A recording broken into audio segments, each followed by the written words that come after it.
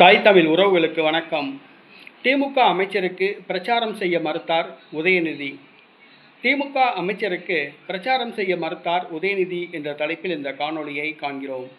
2026 தமிழக சட்டசபை தேர்தல் நேற்றைக்கு முன்தினம் நடைபெற்று முடிந்துவிட்டது. ஏறத்தாழ 20 நாட்கள் அனல் பறக்கும் பிரச்சாரம் நடைபெற்றது. தமிழ்நாடு துணை முதலமைச்சர் உதயநிதி திமுக வேட்பாளர்களுக்கு, திமுக அமைச்சர்களுக்கு ஆதரவாக தீவிர பிரச்சாரம் செய்தார்.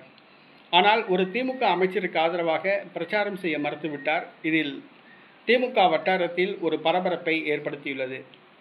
அது எந்த திமுக அமைச்சர் என்று சொன்னால் ஆச்சரியப்படுவீர்கள். மதுரை மத்திய தொகுதியில் போட்டியிடும் தமிழக அமைச்சர், தகவல் தொழில்நுட்பத்துறை அமைச்சர் PTR தியாகராஜன்.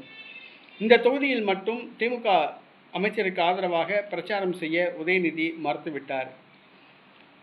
ஒரே ஆண்டில் சபரீசன் மற்றும் உதயநிதி ஆகியோர் 30,000 கோடி ரூபாய் கொள்ளையடித்தனர். திமுக தற்போது சபரீசன் கட்டுப்பாட்டுக்குள் சென்றுவிட்டது என்று அமைச்சர் PTR பழனிவேல் தியாகராஜன் பேசிய ஆடியோ சர்ச்சையை கிளப்பியது. இதனால் உதயநிதி PTR தியாகராஜன் மீது உள்ள கோபம் இன்னும் குறையவில்லை. அதே நேரத்தில் PTR பழனிவேல் தியாகராஜனை எதிர்த்து போட்டியிடுகிற நடிகை குஷ்பு அவர்களுடைய கணவர் சுந்தர் சி அவர்கள், அவர் இயக்கிய படங்கள் எல்லாம் உதயநிதியின் ரெட் ஜெயண்ட் நிறுவனம்தான் வெளியிட்டது. ஆகவே சுந்தர் சியை பகைத்து கொள்ள விரும்பவில்லை.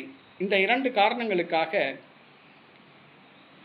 அமைச்சர் PTR பழனிவேல் தியாகராஜனுக்கு ஆதரவாக பிரச்சாரம் செய்ய மறுத்தார் உதயநிதி.